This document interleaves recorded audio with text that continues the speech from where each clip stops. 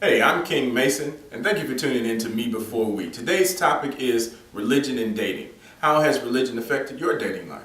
Let us know. Hello, everybody. This is King Mason. I want to thank you for tuning in to Me Before We.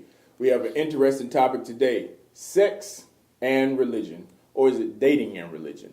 So let's see. Our first guest that we have today will be Mr. Stephen Richard. How you doing, Mr. Richard? Good, man. Thank you for having me. Thank you for coming. So, Stephen Richard, what is your religion? I'm a Jehovah's Witness. Jehovah's Witness. And I just found out currently that Jehovah's Witness still is under the category of Christian.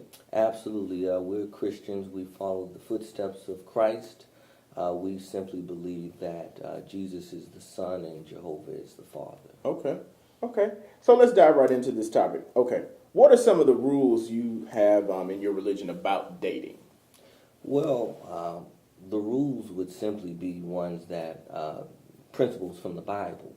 So it's not as if we're making up a certain rule, but according to what the Bible says, we are able to come up with an understanding from principles. So, for instance, we wouldn't want to put ourselves in a situation to be around the opposite sex so that something would happen, perhaps, that could have been avoided if that wasn't necessarily the case, if that could have been avoided. Okay. We believe, too, that one should wait. The Bible talks about when you're past the bloom of youth, meaning that you can make an informed decision, not necessarily an emotional decision. Okay. So when you've matured, then it's time to talk about dating and then marriage and things like that. Is there a certain age, the bloom of youth? What is that age? I dated, I guess at a young age, 15, 16, you know what I'm saying? You're saying you have a girlfriend in high school, you have your phone calls, I love you too. Hey, hang up first, no, you hang up first. Yeah. So what is that age that Jehovah's Witness believe that you can at least converse with the opposite sex? Well, it's open. It's just like a parent who might have a 20-year-old, and they got a 10-year-old, but the 10-year-old is mature like the 20-year-old should be, and the 20-year-old is like the 10-year-old is immature. So when it talks about the bloom of youth, there's certain questions that you could ask yourself to be able to analyze where you are. Maybe how are you financially?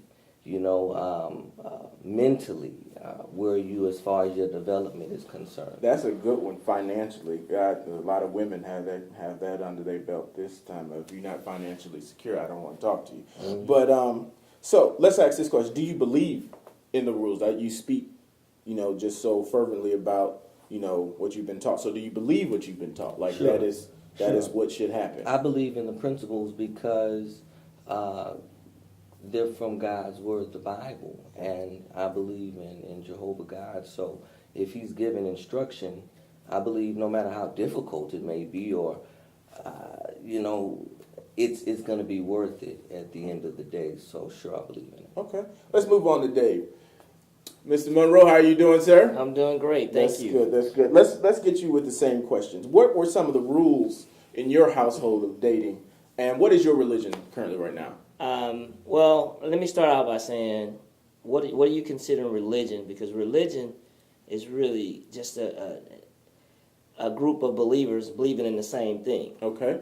Well, when they ask you, what are you? Are you Christian? Yes. Are you Catholic? Are you Buddhist? Are you Hindu? Are you? I think that really, like, what the mass. Right. That's my faith is Christianity. Faith is Christian.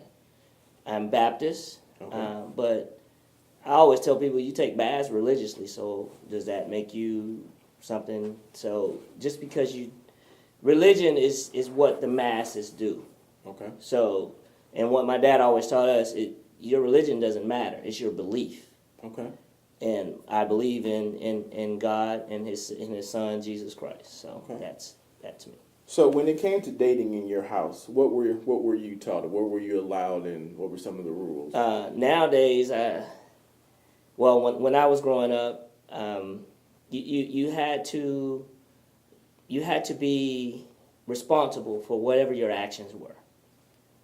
So you were held accountable for your actions. Mm-hmm. Young men treat young women like women. Like I saw my dad treat my mom, then that's the expectations. And no matter what the age, I'm 48 years old. My daughter's 14. We just left the restaurant having breakfast.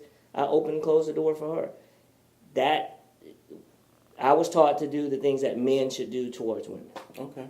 So, Dave, you still open the door for women? Is that what you're saying? Absolutely. I'm going to treat them the way that my dad taught me to treat women. Okay. Now, it depends on them if there's a second chance. Oh, okay. Well, listen, we'll be right back after this. Listen, thank you for staying with us. Me Before We, I am King Mason. We're talking about dating and religion. Let's go ahead and just talk to Nate right quick. We stopped off with chivalry, with opening the door for women. And I had this this date one time. I'm not going to name no names. I'm not going to blame no blame. So she told me she could open the door for herself. I don't need you to open the door for me. So is chivalry dead, Nate? Not in my world. You know, I'm always going to open the door for people. I just believe in being courteous as a human being. So whether it's a male or a female, if I see that somebody's following me in somewhere or something like that, I'm going to hold the door open naturally. But that where did that come from, though? Where did that, I'm going to open the door for this woman? Did we believe that women couldn't do that? Is that a fact of we think we're better than them, so let me go ahead and open this for you because I don't think you can pull, your elbow can't bend as much as mine. So how did that happen? I don't know. I mean, that's just what I've always known. Whether I was taught it naturally, taught it from my mother or father, or I just learned it. It was almost instinctive for me. Not to take away from my parents and telling me that. I'm sure at one point they told me that I should hold the door open for a woman. I'm sure it's been said. I don't remember it specifically, but for me, it was just one of those instinctive things that Just acts that you've seen. I've seen. You grow up, and I've seen shows where the man opened the door for the woman, or seen it in real life where the man opened the door for the woman. And after doing it, women say thank you. Most women from the South, they recognize the fact that you opened the door for them, and they're very like, oh, thank you very much. The South is changing now. Cause listen, women who think that I should give them the umbrella, but I should get wet. No. You should just get a big umbrella. I believe in big umbrellas. Because listen, I might catch cold too. Listen, what about like when you have to pull your chair out and pull the woman's chair out?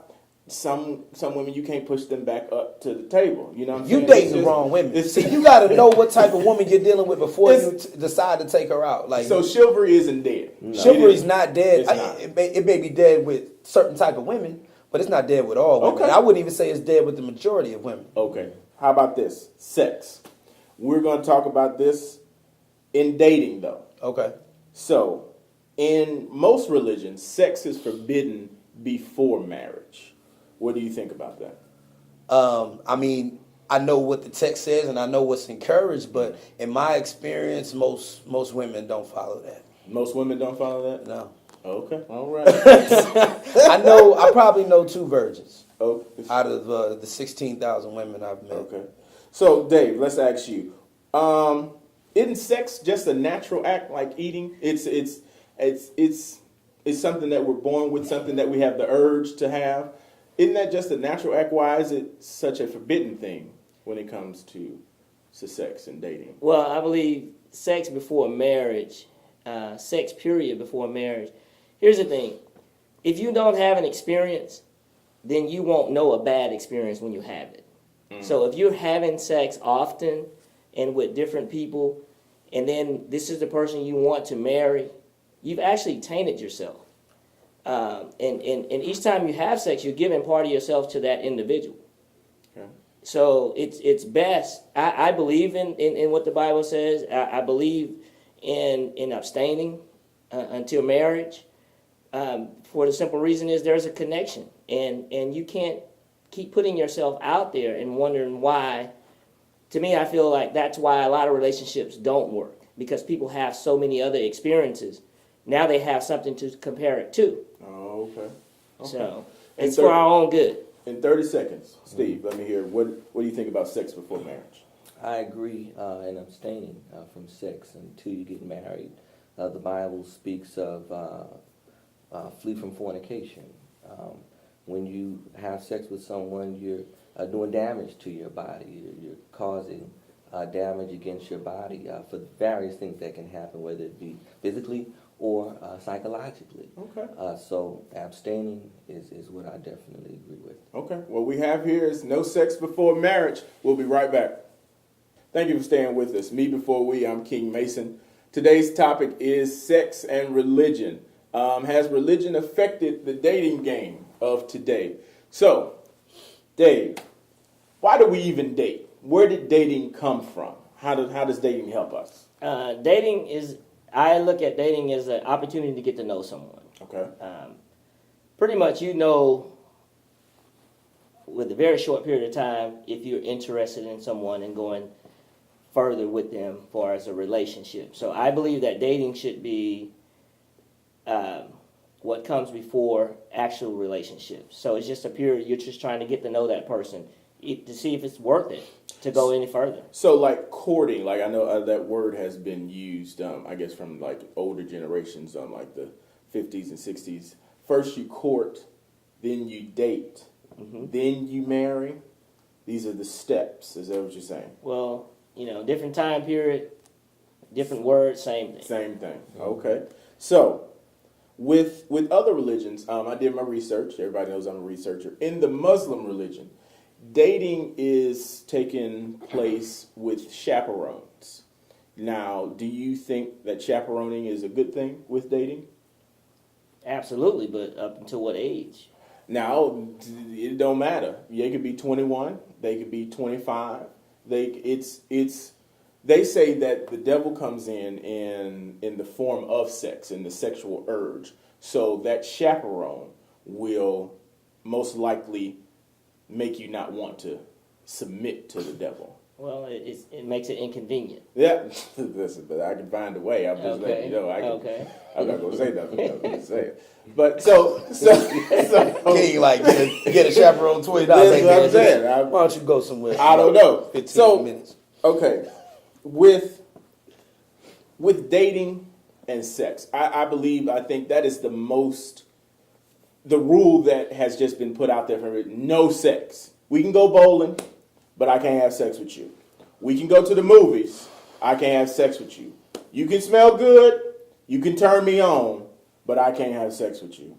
Nate, as a man, I'm 100% nigga.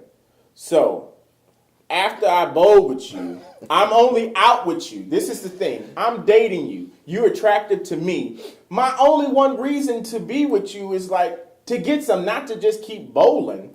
Is that correct? I mean, that's just me. Well, I think if you're with a woman that likes you, then you won't have that problem. If I am attracted to a young lady, I understand the steps. I got to take you out. Got to spend a little money at Fuddruckers. You know what I'm saying? I got to buy you a little meal. But my ultimate goal is to get you, to get some, to conquer. Hopefully, that may change. You may take a chick out and realize you don't want to bone as bad as you thought you did. I mean, but at the beginning, when you first, because our eyes, right? You've already lusted with her in your mind when you've met her. Yes. I have not lied and said my eyes are lustful. Right, they do. I see it. See, guys, when you meet an attractive girl, you've already had sex with her in your mind, like the moment you meet her, and you just want to see it happen in real life. Right. And so, that's what it sounds like you're doing. Thank you for putting it all on me. Yeah. But no, I'm pure. But sex seems to be like a huge issue. You know what I'm saying? Like, it's forbidden. So the more, since it's forbidden, kind of like the tree in the Garden of Eden, we have to run and go get it. It's like we got to hurry up and try to get it like we're missing out on something. It permeates society today. Everywhere you look is sex. I mean, the radio, sex, TV, sex, computers, sex, school, they're talking about sex. So the more something is talked about, the more it seeps into the fabric of one's being. And then it's, it doesn't seem as bad. I think it's how it's talked about. I think too much emphasis has been placed on not doing it as opposed to like sex education as to what it is and where it needs to, what is it for? Okay. What purpose does it serve? You know, Okay. consequences of it. I think the entire subject needs to be broken down and really examined at an early age, quite frankly. I don't know what age that is, but I mean, I know for me, I knew what sex was pretty early. I mean, 6, 7 years old. I mean, I went on my first date in '89. I was born in '82. Okay. You know what I'm saying? I knew then I knew something. It's quick. So I'm just saying, like, I think the education should start. I'm no parent, but if I were a parent, the moment I could tell my son or daughter's on to something, we having a conversation. So okay. So with education of sex, let's move on to dating almost to marriage. Let's see. So when you start dating, how do you know that you're on to something good without the sex being important? How do you make the sex not important and you say, this is a woman who I really want to try to spend my life with? Have you ever met anybody, haven't had words with them at all, but there's a connection? It's more of a spiritual thing than a physical. Okay. Because here's the thing, sex will get old. I don't care who she is. I don't care how she looks. I don't care how good the sex is. Mm-hmm. It's going to get old. And if there's nothing more with that individual, then you start seeing something that looks even better. Okay. So has religion taught you that? Religion has taught me the self-control. Self-control. Okay. Yeah, you have to have self-control. Just because it's there doesn't mean you have to get it. Okay, that's a good answer, Steve. So, you're married. What was the dating like between you and your wife that made you say, I want to take the next step with her? Well, besides the fact she lived in Louisiana and I got tired of driving back and forth to see it, but to get to the fact of me knowing that she was the one, it was because we were on the same page, evenly yoked. Finding someone with your beliefs, finding someone with the same values as you. Okay. And when I realized that we had those same things in common, a love began to form from that. Not physical, but it was a spiritual connection, if you will.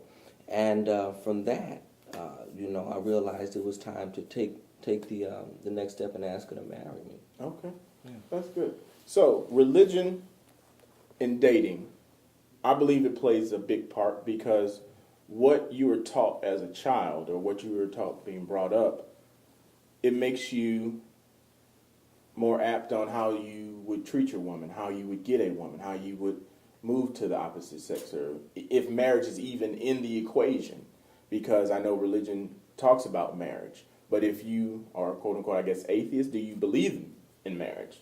That's a question. But we thank you for tuning in. King Mason, me before we. Talk to you later.